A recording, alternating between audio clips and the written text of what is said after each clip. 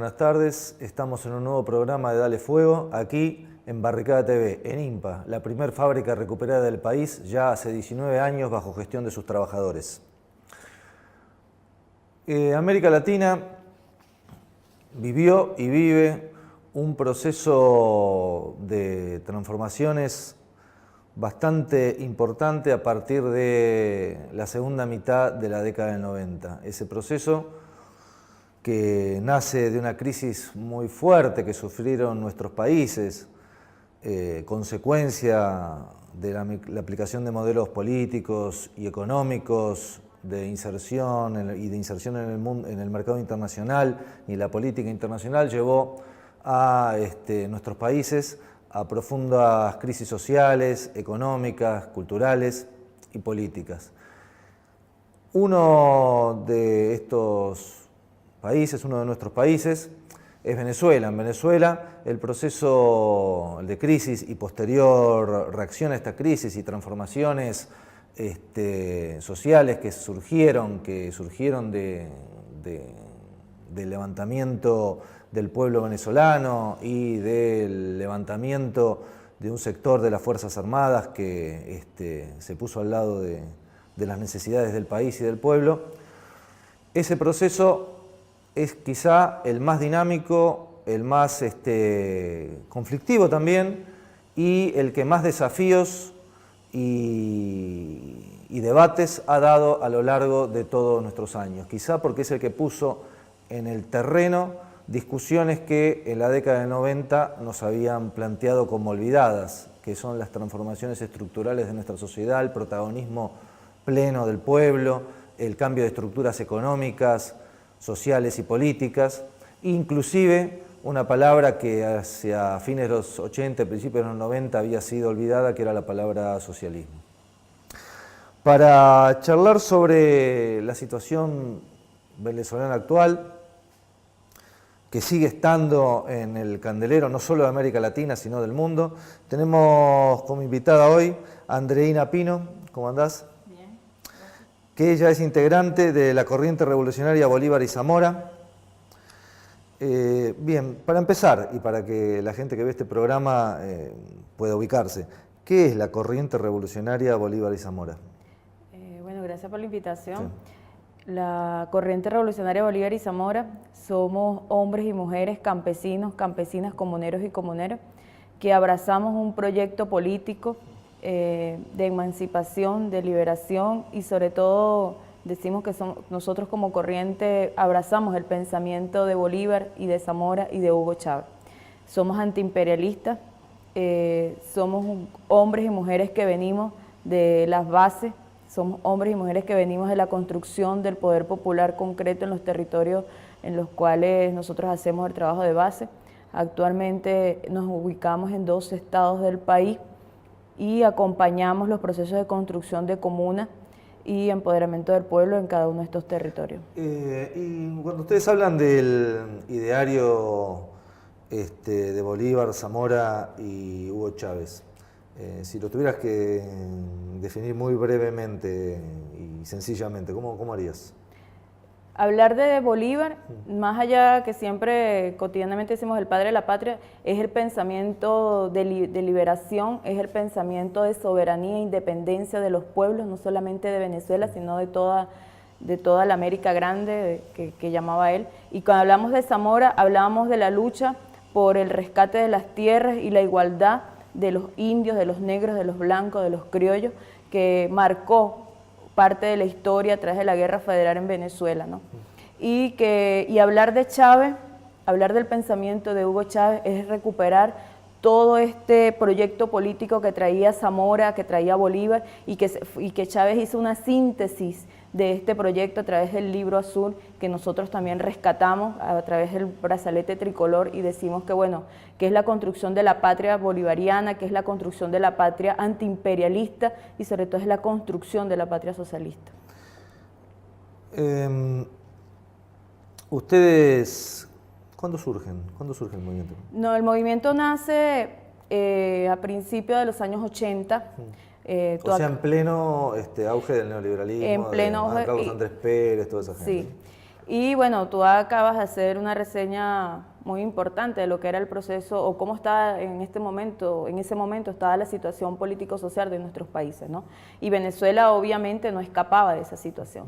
Entonces nuestro movimiento nace al calor de la lucha, sobre todo por la defensa de los derechos humanos en las zonas de frontera, específicamente en el municipio Páez del estado Apure, cuando estos gobiernos de derecha eran dueños de las tierras, eran grandes latifundistas en nuestro estado, y nuestros campesinos y campesinas no tenían derecho a la producción, no tenían derecho a tener un pedazo de tierra donde podían vivir. Entonces, bueno, eso trajo una gran lucha que nunca fue visibilizada y que fue el comandante Chávez quien empezó a denunciar las grandes masacres que se hicieron, como la masacre del Amparo, la masacre de Cantaura, la masacre de Yumare.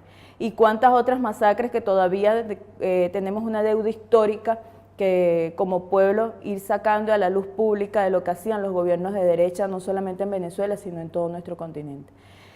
El movimiento nace a partir de esa necesidad histórica de denunciar, pero también de organizar. Y fue claro, como, digamos, indudablemente debe haber un tránsito entre un movimiento que nace en la resistencia contra gobiernos absolutamente contrarios a las ideas que el movimiento tiene, a un proceso en el cual el gobierno es parte de un proceso de transformaciones, ¿no?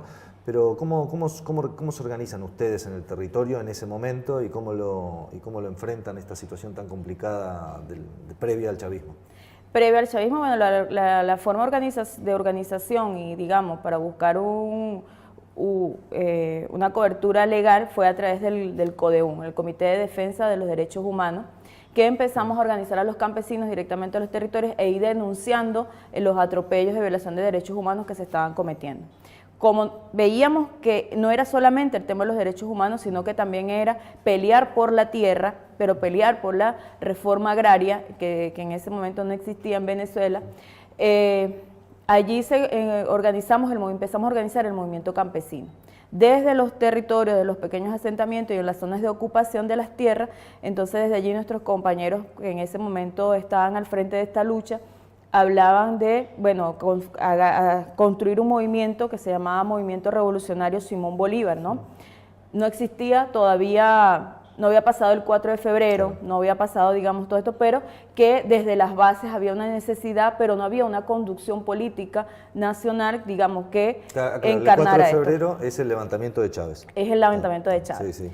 Entonces, cuando sucede lo del 4 de febrero, o sea, como un militar, y nos preguntábamos cómo un militar, ¿no? Ese mismo militar que oprimía, ese mismo militar, digamos, el sector militar que, digamos, desplazaba a los campesinos y a los indígenas en esta zona, de ese mismo sector nace un hombre. Y era imposible pensarlo, ¿no? En una Venezuela de los años 80 y de los años 90, viniendo con todo este corte neoliberal que se estaba dando en nuestro pueblo.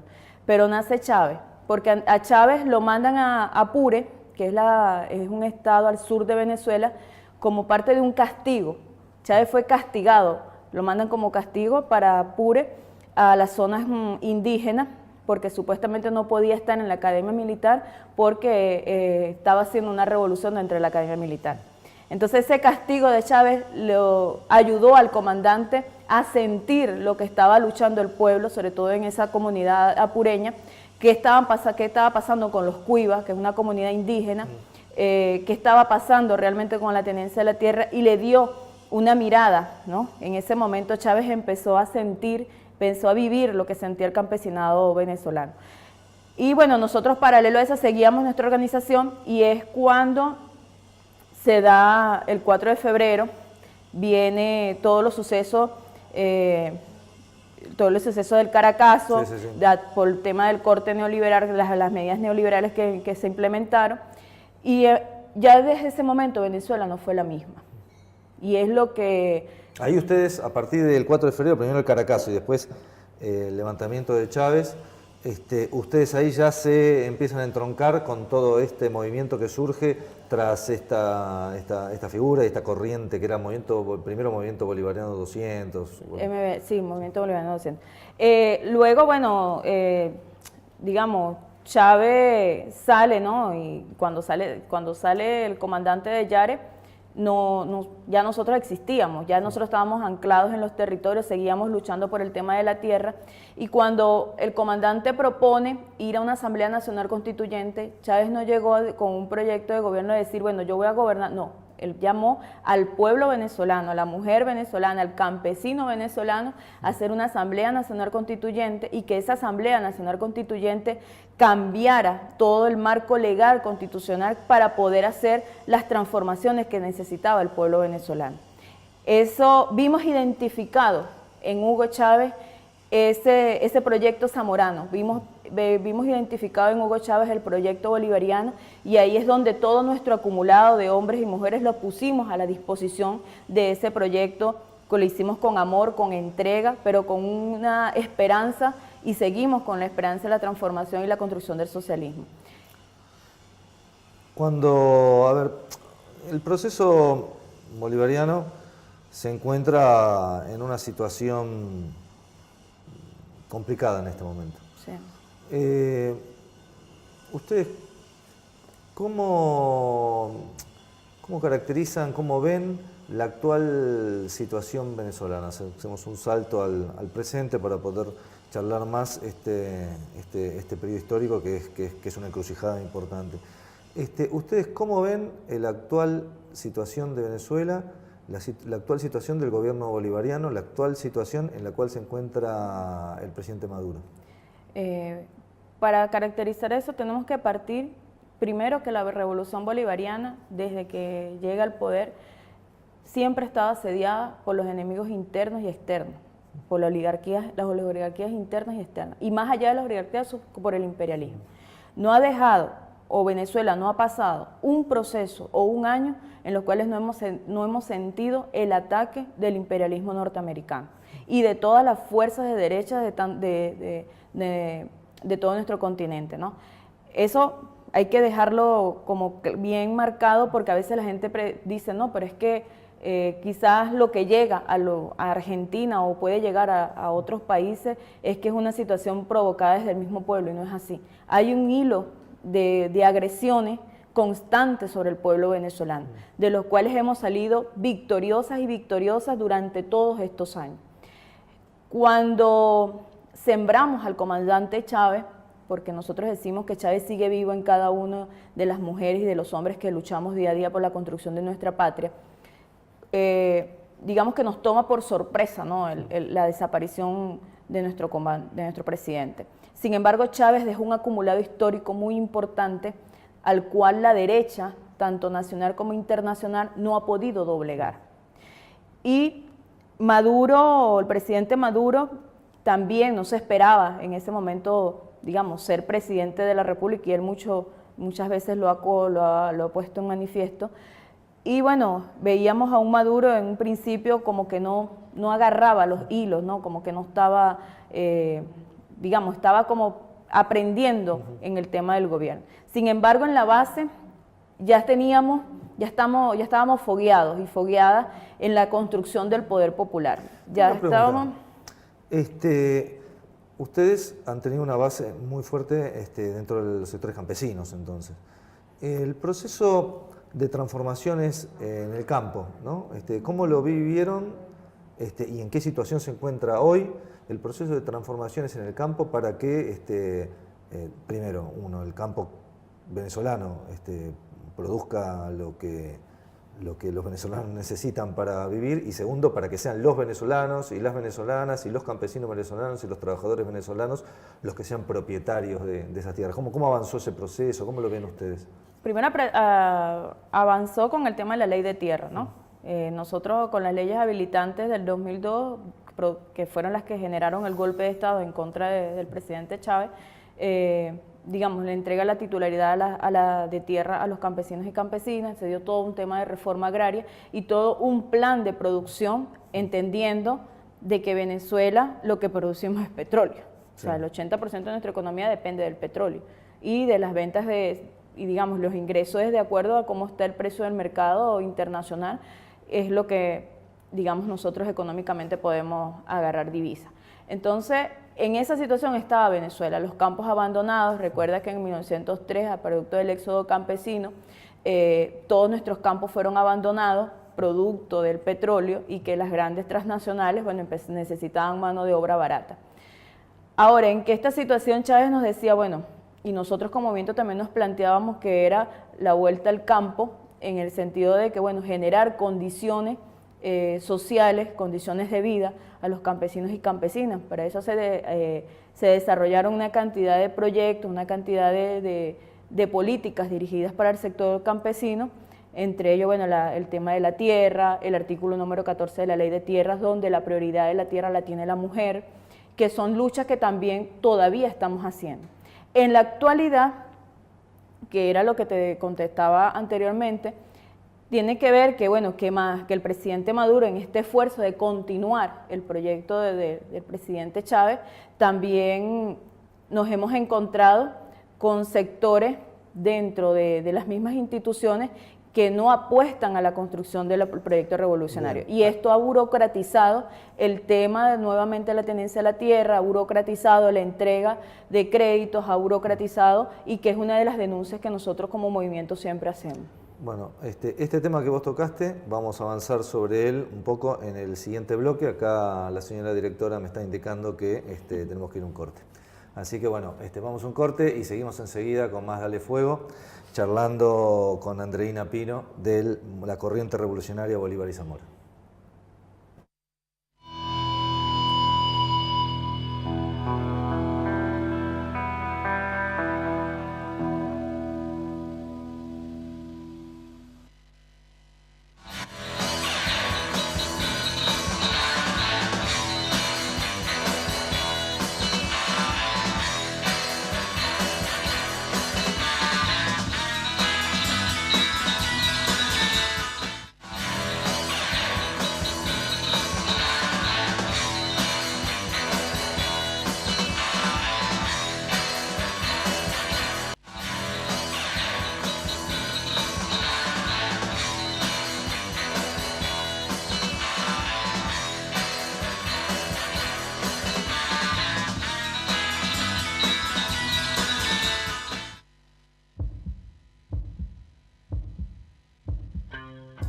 Ustedes saben que esta constitución nació, bueno, en el medio de la tormenta.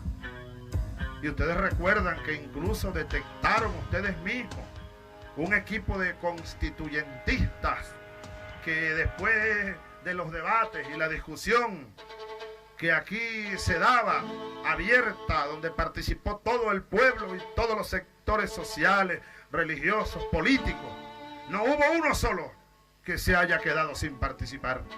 Después que se daban aquellos debates, allá en la oscuridad de una oficina, un grupo de constituyentistas, traicionando el espíritu de la constituyente y del pueblo, modificaban artículos. Eso se detectó y se descubrió. Pero aún así, aquí quedaron infiltrados muchos gazapos del viejo orden, del viejo régimen, y otros elementos que no quedaron bien firmes, bien ajustados, bien delineados. Fíjense, Brito apunta bien aquí en algunos artículos de nuestra Constitución que deben ser reformados, no cabe duda. El artículo 302, por ejemplo, donde el Estado se reserva la actividad petrolera, pero no así la gasífera. Es una sola palabra, pero las palabras son las palabras. Ahí debe estar la actividad de hidrocarburos líquidos, sólidos y gaseosos, el asfalto y todo eso. El artículo 303 también dice que el Estado se reserva, bueno, la soberanía por razones de soberanía económica, política y de estrategia nacional. El Estado conservará la totalidad de las acciones de Petróleos de Venezuela o del ente creado para el manejo de la industria petrolera. Pero, viene aquí el pero, exceptuando las de las filiales, asociaciones estratégicas, empresas y cualquier otra que se haya constituido o se constituya como consecuencia del desarrollo de negocios de petróleo de Venezuela. La privatización, pues. Esto hay que cerrarlo, esto hay que modificarlo. Ni filial ni nada. Aquí no se privatiza más nada. Pero hay que cerrarlo aquí en la Constitución. Y así, muchos artículos en lo económico, en lo político. No es por Chávez que el pueblo vota. Es por un proyecto, es por un camino, es por una vía. Y Chávez durante una y mil veces lo dijo: vamos por la vía del socialismo. El pueblo votó por la vía del socialismo. Y es socialismo lo que quiere el pueblo. Y es socialismo lo que requiere el pueblo. Lo que necesita la patria.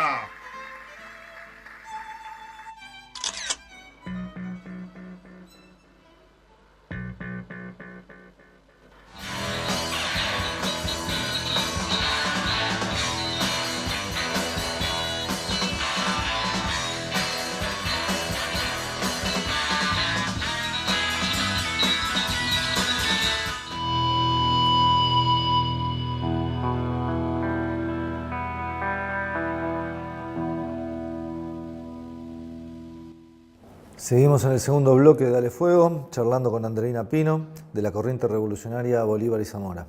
Bueno, nos habíamos quedado, bueno, todos sabemos, bueno, no todos lo sabemos, pero es bueno saber que el proceso revolucionario venezolano tiene contradicciones externas y contradicciones internas. Nosotros estamos en este momento en las contradicciones internas. Vos estabas expresando un poco de algunas cuestiones que tienen que ver con problemas que hay dentro de la estructura institucional, dentro de la estructura estatal, que impiden la materialización de un montón de proyectos realmente progresivos que la Revolución Bolivariana había planteado. Contanos un poco de eso. Si bien hemos avanzado desde el punto de vista legal, sobre todo en el tema de, primero, la Constitución. Primero, que la Constitución es la única en el mundo que tiene una perspectiva de género, ¿no? Donde nosotras las mujeres somos visibilizadas, el niño y la niña y el indígena es visibilizado en nuestra Constitución. Aparte de eso, un compendio de leyes del poder popular para el tema de toda la transferencia de poder, tanto político y económico, a las organizaciones de base, en este caso las comunas y los consejos comunales, y todas las reivindicaciones en materia social que la revolución ha dado al pueblo venezolano. Es una cosa que nosotros no podemos dejar de mencionar ni de reivindicar, ¿no? Pero también existe, y el mismo comandante Chávez siempre lo denunció, porque Chávez nunca ocultó, ¿no?, el tema del reformismo, la burocracia, la corrupción, y que también fueron parte y han sido parte de nuestras banderas de lucha como movimiento social en Venezuela. Uno, que es que se tiene que democratizar la revolución, tiene que abrir más espacios democráticos de los que ya existen en el proceso revolucionario, ¿no? Digar que la gente decida, que la gente, digamos, se organice como quiera organizarse, como escoja las formas de organizarse, más allá de las que ya están establecidas.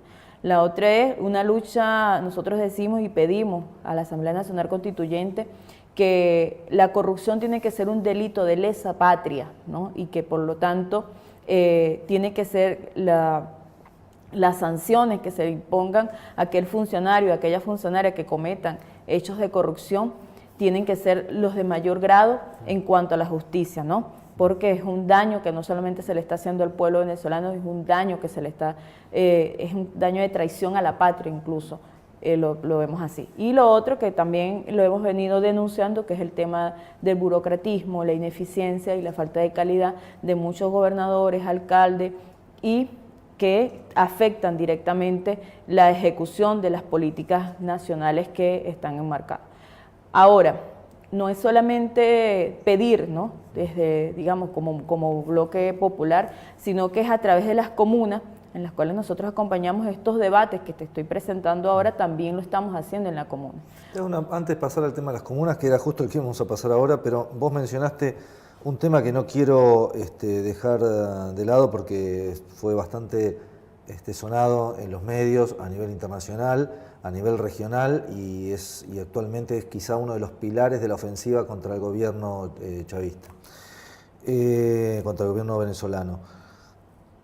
La última, durante muchos meses, hubo una ofensiva muy fuerte de los sectores de derecha que estuvieron en la calle, confrontando con las fuerzas represivas, con las fuerzas de, en este caso no serían represivas, uno está acostumbrado a decir así, ¿no? Sí, Pero bueno, con las fuerzas de seguridad, con las fuerzas policiales y de seguridad del gobierno, y con los sectores populares movilizados que apoyan al gobierno. Bueno, todo eso tenía como objetivo, según parece, intentar a que el gobierno abandonara, que Maduro se retirara. Sin embargo, hubo una salida política que se dio con la Asamblea Nacional Constituyente. ¿Cómo ven ustedes ese proceso y cómo ven el proceso de la Asamblea Nacional Constituyente como en el marco de esta crisis que yo te estoy planteando? Primero que aclarar que no fue todo el país que salió no fueron todos los venezolanos y los venezolanos que salieron a protestar. Segundo, que no fueron en todos los estados, que aquí serían provincias, ni fueron en todos los municipios, ¿no? Fueron en la zona donde vive la clase media venezolana, no fueron en las zonas populares de Venezuela. ¿Por qué? Porque en las zonas populares de Venezuela, allí está un acumulado histórico, que es el acumulado histórico de Hugo Chávez. Te estoy hablando de zonas como el este de Caracas, Chacao, Chacaíto, Las Mercedes, Santa Mónica, que fue donde vive la clase media venezolana, que ahí es donde ellos prendieron los focos de violencia. Y bueno, y Táchira, que para nadie es un secreto, la avanzada paramilitar con los grupos de Álvaro Uribe, que han penetrado el territorio venezolano y quienes comandaban esta gente violenta, fascista en Venezuela, eran grupos paramilitares, atrás de ellos habían grupos paramilitares que eran los que encendían esto. Maduro nos llama el 1 de mayo y dice, en una locución presidencial, el compañero Maduro dice, vamos a la Asamblea Nacional Constituyente, porque uno de los reclamos que hacía la derecha fascista venezolana era de que no habían elecciones en Venezuela. Entonces, cuando tú llamas a una Asamblea Nacional Constituyente, y nosotros también, bueno, empezamos a discutir al seno de nuestro movimiento cómo se traducía eso políticamente. Porque cuando tú vas a la Asamblea Nacional Constituyente es porque tú vas a cambiar artículos o puedes cambiar el sentido político de la Constitución, ¿no? Sin embargo, la derecha venezolana dice, nosotros no vamos a participar porque no hay garantías, unas supuestas garantías, de que se cumpla realmente la participación o se cumpla la voluntad de ellos allí en ese espacio. No fue solamente el PSUV quien sale, sino que fue una cuestión muy interesante que se da, que es una gran movida nacional a través de las bases, donde el movimiento popular, el del campo popular, pero no solamente el campo popular, sino cualquiera venezolano y venezolana se postuló para ser candidato o candidata a la Asamblea Nacional Constituyente de acuerdo a los sectores, trabajadores, amas de casa, diversidad sexual, mujeres, jóvenes, estudiantes, o sea, todos los sectores salieron y se inscribieron y hubo un proceso bastante interesante, era porque todo el mundo tenía igualdad en el tema de la Una pregunta sobre ese tema que me interesa. O sea, vos tenías una asamblea constituyente en la cual vos como trabajador, por ejemplo, podías postularte. Te postulabas como trabajador metalúrgico, sí. Pongámosle para dar un caso como Argentina, un metalúrgico se postula como trabajador. ¿Y lo votan los obreros o lo vota, o es por sector el voto? O por sector. Habían dos votos, que es el voto por Claro. sector, que en el caso de los trabajadores metalúrgicos, bueno, tenías que ir a las fábricas metalúrgicas y tenías que conseguir, bueno, primero que los trabajadores, tus compañeros trabajadores aprobaran de que tú ibas a ser su candidato, ¿no? Obviamente tenías que hacer la campaña, tenías que mostrar tus propuestas. En el caso comunal, los compañeros y las compañeras comuneras tenían que ir a las comunas a presentar sus propuestas también, qué artículos iban a proponer ellos en cuanto al sector del que ellos representaban. Bueno, estaban los otros candidatos que eran los territoriales. Los territoriales ya es en el municipio, en el estado. Eso es más tradicional. O sea, lo más tradicional. Vos elegís pero lo que nosotros valoramos y sacamos, ¿no?, como aprendizaje fue esa capacidad del pueblo a organizarse y que cada sector se activó en esto. O sea que vos tenés una asamblea constituyente constituida por la forma de representación que vendría a ser la tradicional, o sea, listas a nivel provincial o municipal, como si fueran, si se presentaran los partidos, los presentarían, y una por sector, obreros, mujeres, estudiantes, intelectuales, que son los sectores que se haya definido que son. Sí. Bien, y bueno, y nosotros como movimiento en ese momento echamos a andar una campaña con la constituyente que se llamó la Constituyente para la Gente, ¿no? Que fuera una constituyente que se pareciera a la gente, más allá que fuera chavista o fuera opositor o fuera campesino, una constituyente que nos agrupara a todos y a todas. Entonces, en esa propuesta, bueno, nosotros actualmente tenemos 4 compañeros y compañeras constituyentistas que salieron por el bloque, por el sector comunal y por territorial. Entonces, bueno, estamos en una gran discusión porque los comuneros y comuneras siguen diciendo, bueno, yo quiero que la comuna tenga rango constitucional. Y bueno, y a nivel sectorial también se están dando grandes debates sobre el tema, por lo menos los trabajadores, las trabajadoras, el tema de la legalización del aborto, que aún cuando nosotros tenemos una ley que protege a la mujer, y las 19 formas de violencia en contra de la mujer que ya está aprobada, creímos que todavía falta seguir discutiendo sobre el derecho a decidir, ¿no? Todo eso se está discutiendo en la Constituyente actualmente. Eso está en el grupo de las compañeras de mujeres, están haciendo ese debate, porque cada sector, digamos, sigue haciendo ese debate. Y nosotros seguimos insistiendo desde el Movimiento Popular que ese debate tiene que llegar a las bases, que ese debate tiene que darse en las profundidades, en el seno del pueblo venezolano. No quedarse solamente a nivel de constituyentistas, sino que tiene que reposar, tiene que caer en las bases. Ahora, la Asamblea Nacional, la Asamblea Nacional Constituyente también dejó en tela de juicio la participación de la oposición venezolana, ¿no? Claro. ¿Por qué? Porque, bueno, mientras el pueblo estaba saliendo masivamente a votar, bueno, ustedes mismos, me imagino que le hicieron seguimiento a los medios, cómo las mujeres se volcaron a cruzar ríos, a cruzar montañas, a cruzar caminos en función de ejercer su derecho al voto. Mientras la oposición venezolana lo que estaba haciendo era quemar los centros de votación, amenazar a los compañeros y los compañeros que no salieran a votar. O sea, ahí queda manifestado cuál es el proyecto fascista que tiene y que evidentemente ellos no responden a la construcción de un proyecto político de construcción en Venezuela. Ellos responden a los intereses de un imperio que lo que quiere es colocar las manos sobre las riquezas de Venezuela, y por eso al principio te hablaba que uno de las grandes, por qué abrazamos el pensamiento de Hugo Chávez, tiene que ver con el tema de la independencia y la construcción de una patria que no la vamos a dejar que nos las roben, que no las quiten, y esa es la gran disputa que nosotros tenemos actualmente en Venezuela. Bien, vos me mencionaste el tema de las comunas. Todos no sabemos, pero es bueno que sepamos que toda transformación profunda tiene varios planos. Uno es el plano de las estructuras económicas y otro es el plano de las estructuras políticas, también culturales, podemos hablar muchas más cosas, ¿no? Pero son dos básicas. La comuna, ¿cómo aparecería ante nuestros ojos, los que la vemos desde lejos, ¿no? Como un intento de buscar una forma de transformación de la naturaleza de poder sobre la cual se sustenta el Estado? ¿Cómo es el tema de la comuna? ¿Cuál es la idea y en qué situación se encuentra, ¿no? La comuna nace, incluso nosotros fuimos los primeros, digamos, que pusimos a la vanguardia en el tema de la construcción de los consejos comunales, ¿no? Porque veníamos de esta lucha organizativa en los territorios. Y la comuna viene a romper el territorio de esa forma de organización colonial que traíamos, ¿no? Entonces, primero que la célula de la comuna es el consejo comunal, que son compañeros y compañeras, que es vecinos, que tengan algo en común, ya sea la cultura, ya sea el territorio, lo económico, lo político, porque tengan cosas comunes, ¿no? Necesidades comunes.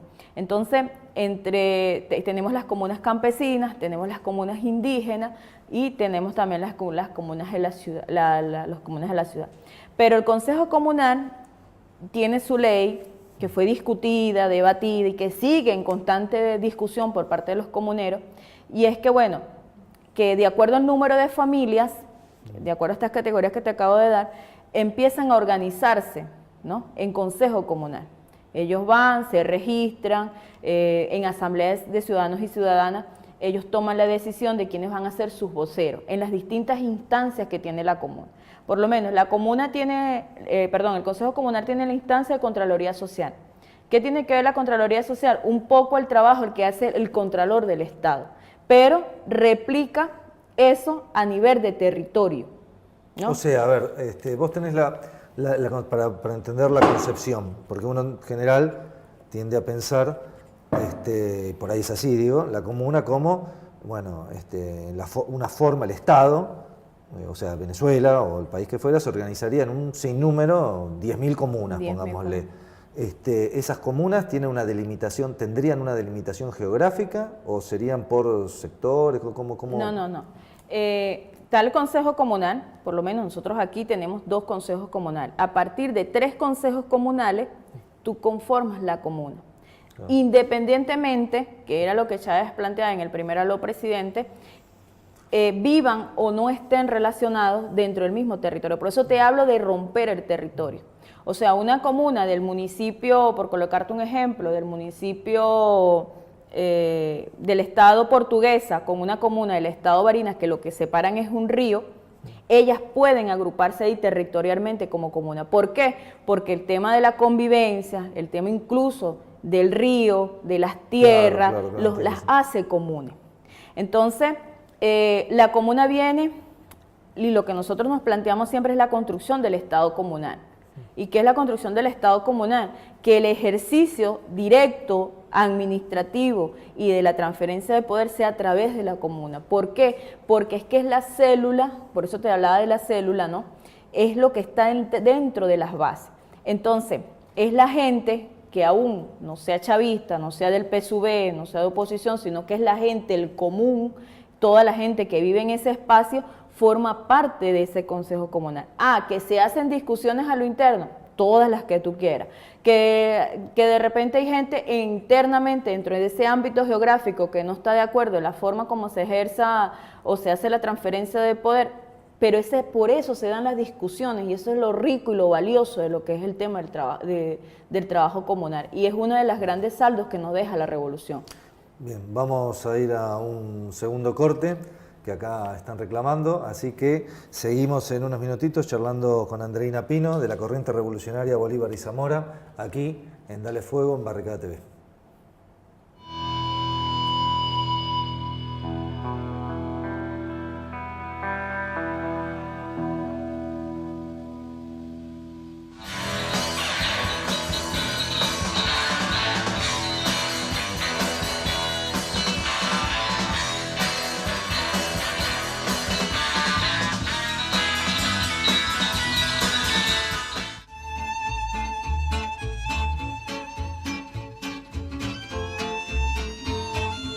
Muchas cosas que nos arrima hacer hoy en día tener una justicia social acá adentro, ¿sí? Por ejemplo, acá la de Sisaco ni agua potable nos da, hoy la tenemos nosotros, la compramos. Muchas cosas, la ropa, por ejemplo, tenemos la ropa de primera, botines, que la compramos nosotros con nuestro trabajo. Entonces hemos conseguido muchísimas cosas con una fábrica antes privada que facturaba 17 millones de dólares por año. A veces nosotros teníamos que hacer paro para que nos den la ropa. Así que cambió muchísimas esas cosas y la manera de trabajar.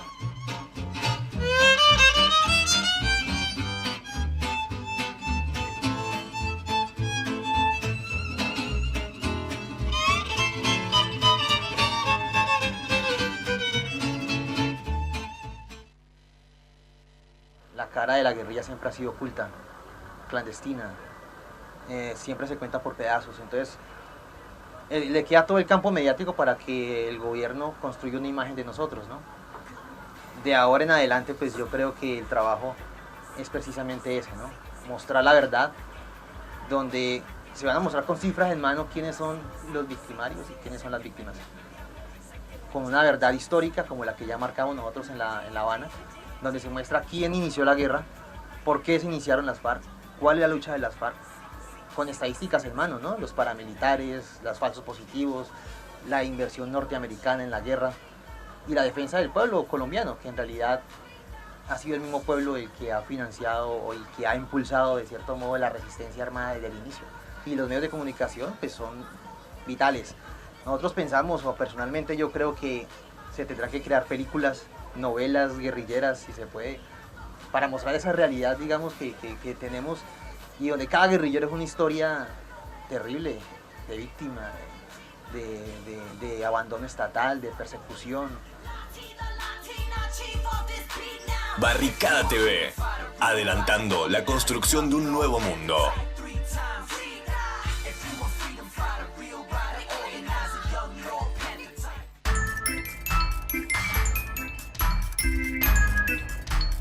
La primera pregunta es qué negocio hicimos, ¿verdad? Yo soy la hija de un desaparecido. Me costó muchísimos años saber qué era lo que le había pasado.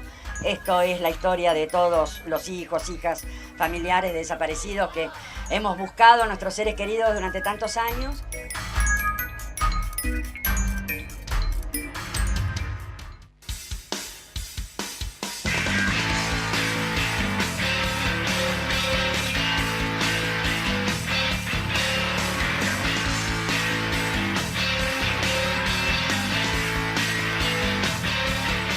Me parece que es muy importante que los dirigentes de todos los clubes entendamos que en esta tenemos que estar todos juntos, de todos los dirigentes que entendemos a los clubes que deben seguir como asociaciones civiles. Los clubes no son anónimos, los clubes son de todos nosotros y también de quienes los forjaron, y me parece que al mercado todavía le cuesta entender esto y tienen muchas ganas de quedarse con lo que para nosotros es pasión, es identidad, es pertenencia, para ellos es un negocio.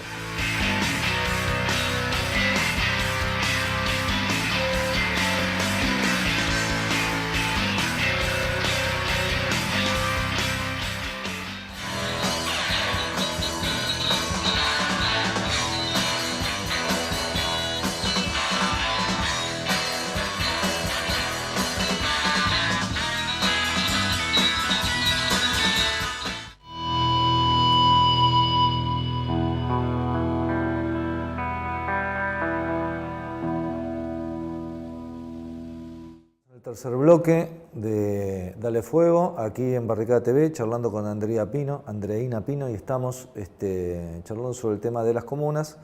Esta institucionalidad paralela que está surgiendo, destinada a reemplazar a esta institucionalidad liberal, burguesa y corrupta que vos me describías antes. Bueno, que estamos con el tema de que las comunas rompen la vieja geografía y tienden a construir una nueva basada en los lazos de unión entre la población, entre el pueblo, entre los trabajadores, la gente de los diferentes lugares, más allá de las fronteras municipales o estatales existentes. O sea, sería una nueva geografía popular, una nueva geografía institucional. ¿No hay un choque con la institucionalidad anterior? Claro. Más allá de que el presidente sea chavista, me refiero, ¿no? Claro.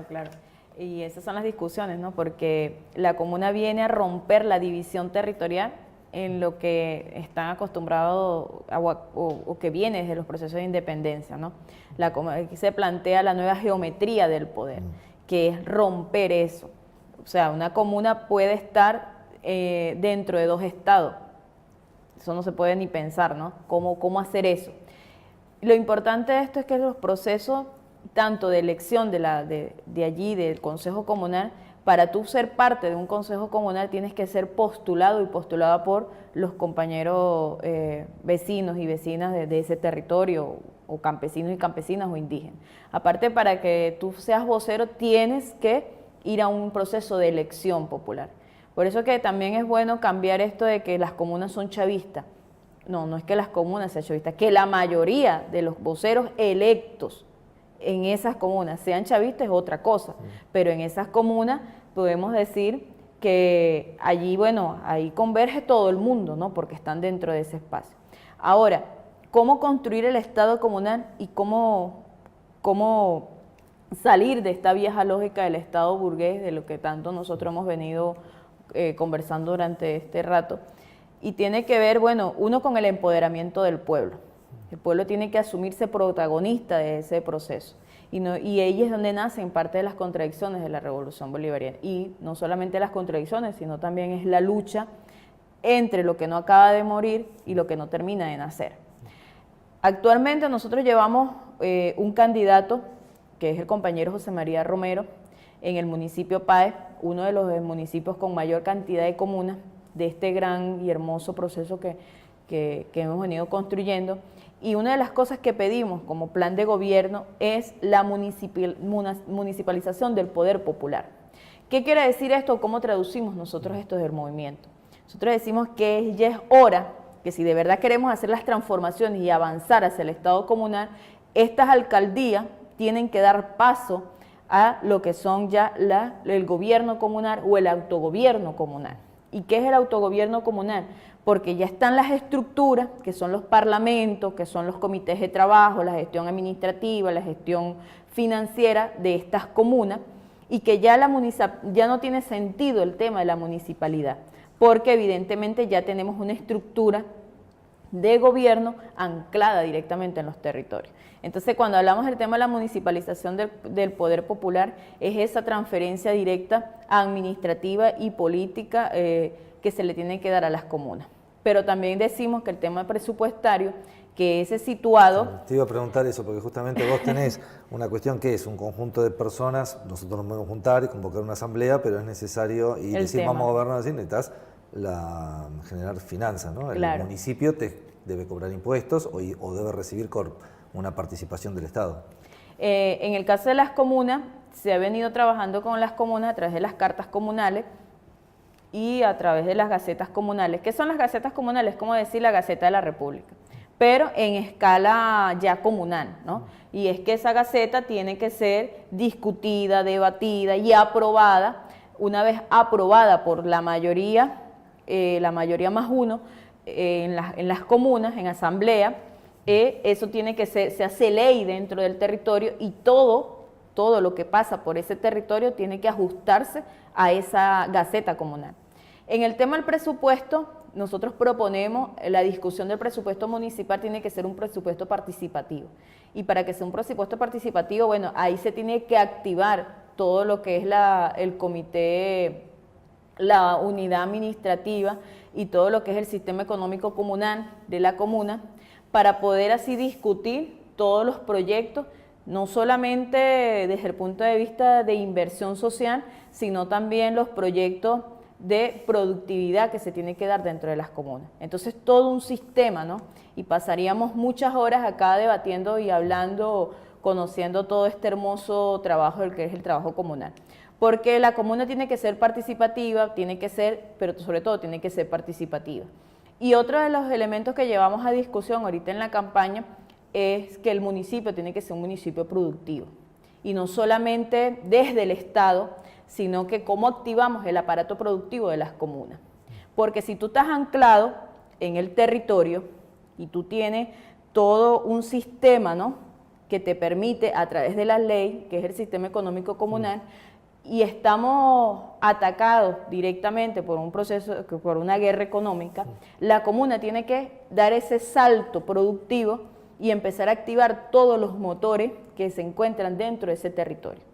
¿Qué quiere decir esto? Bueno, que si tenemos la tierra, cómo nosotros nos enlazamos entre comunas para, digamos, hacer todo lo que tiene que ver con el enramado de la economía comunal, que aquí ustedes le llaman economía popular, en este caso sería la economía comunal, que es el tema del intercambio, que es el tema de cómo nos abastecemos unos con otros, pero desde los territorios. Entonces, digamos, son propuestas que nosotros como movimiento social estamos llevando también a la discusión, y que una de las propuestas que también llevamos a la Asamblea Nacional Constituyente, claro, que es el tema de constitucionalizar el tema del sistema económico comunal.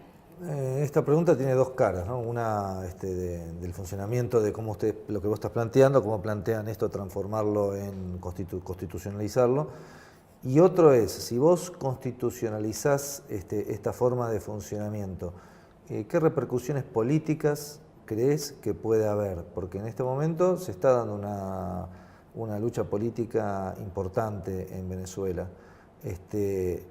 ¿Crees que la constitucionalización de las comunas generará niveles de, ustedes que están en el territorio además, generarán niveles de reacción y de enfrentamientos mayores? ¿Serán aceptados? ¿Será un momento en el cual el proceso revolucionario venezolano avanzará más hacia un estadio superior de desarrollo? ¿Cómo lo ves?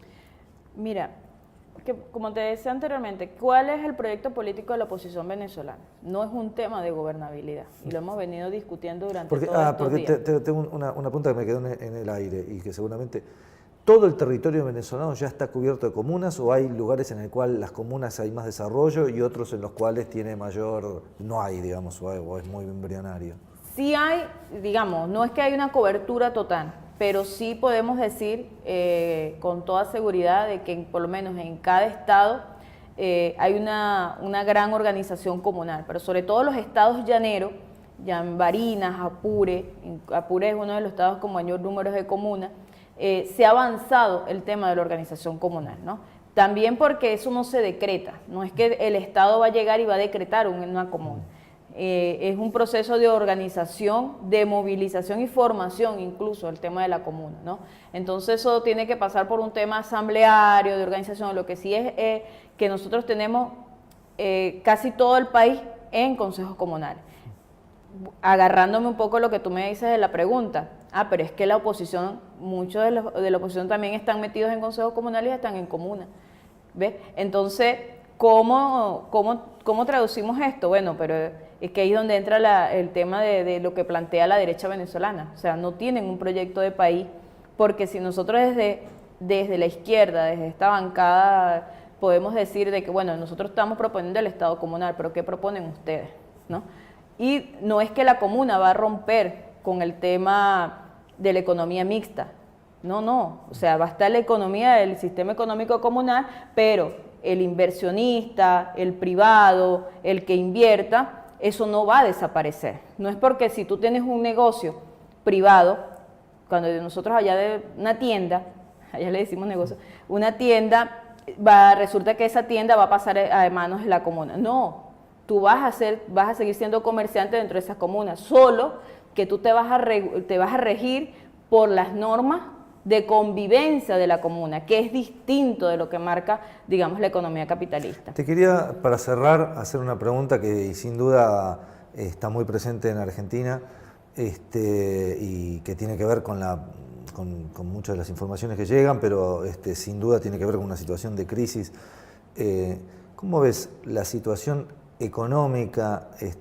Porque la transformación política me la estás planteando con el tema de las comunas, la transformación económica, pero más allá de lo que es la naturaleza de las relaciones de producción, me refiero a cómo ves la posibilidad de que Venezuela crezca productivamente con esta, no solo más allá del sistema de comunas me refiero, sino a través de la superación de las limitaciones que le impone la situación política nacional, internacional, la burguesía local, los rentistas, los sectores corruptos.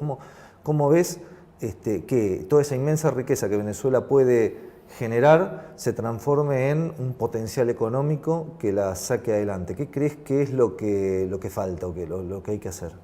Bueno, uno de lo que nosotros como movimiento siempre hablamos es que nosotros tenemos que hablar seriamente sobre el tema de la reestructuración de la deuda, ¿no? Y que ahorita entra en discusión nuevamente, que el presidente Maduro lo pone en discusión y hay varias comisiones que están discutiendo sobre eso. Segundo, que tiene que ver con el tema de una economía mixta, ¿no? Profundizar más y darle, digamos, mayor seguridad al inversionista para que, digamos, invierta en Venezuela. No es que no hay, pero producto de la guerra económica y producto de la guerra psicológica que se le está aplicando, que nosotros llamábamos guerra de cuarta generación, que se ha venido aplicando sobre Venezuela, los inversionistas no ven a Venezuela como un posible mercado por el producto, bueno, eso mismo que tú acabas de decir, de una situación política inestable.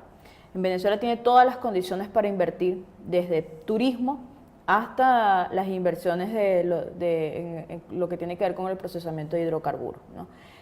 Sin embargo, nosotros estamos abriendo un mercado que es un mercado bastante importante, que es el mercado con los rusos, con los chinos, y ahora India también, que viene a invertir en Venezuela, que son grandes aliados que tenemos como país. ¿Cómo vemos nosotros el tema de la salida económica, ¿no?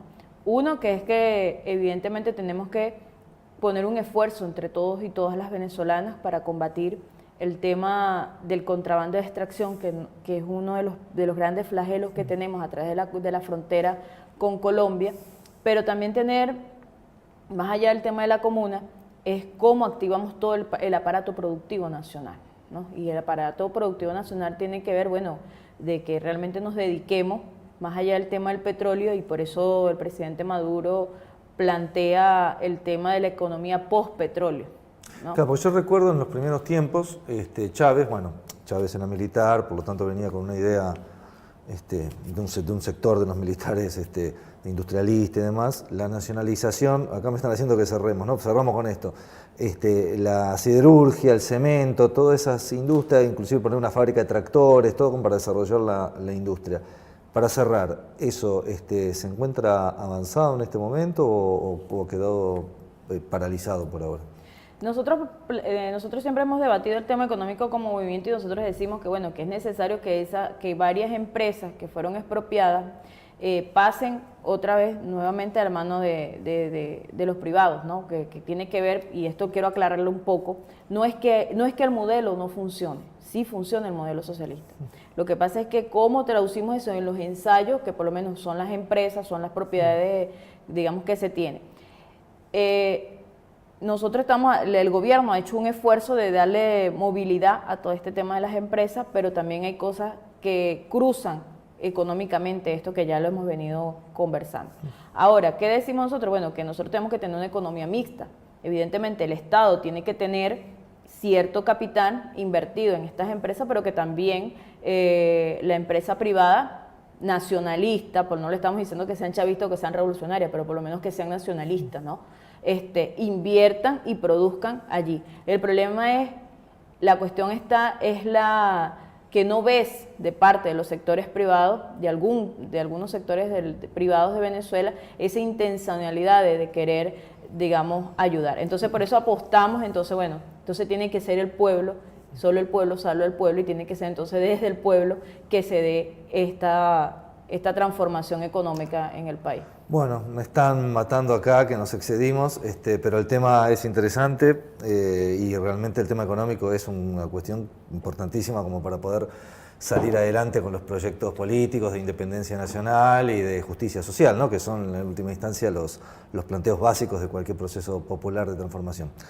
Te quiero agradecer mucho que hayas estado acá. Ella es de la corriente revolucionaria Bolívar y Zamora, Andreina Pino, compañera venezolana. Bueno, y desde acá Argentina los apoyamos, les damos un abrazo y seguiremos apoyando el proceso venezolano y combatiendo también a todos esos sectores intelectuales, políticos y militantes pseudoizquierdistas que se plantean revolucionarios y en realidad están combatiendo al proceso venezolano y siendo una punta de lanza por la espalda de la derecha continental. Bueno, hasta la próxima emisión de Dale Fuego. Gracias por habernos acompañado.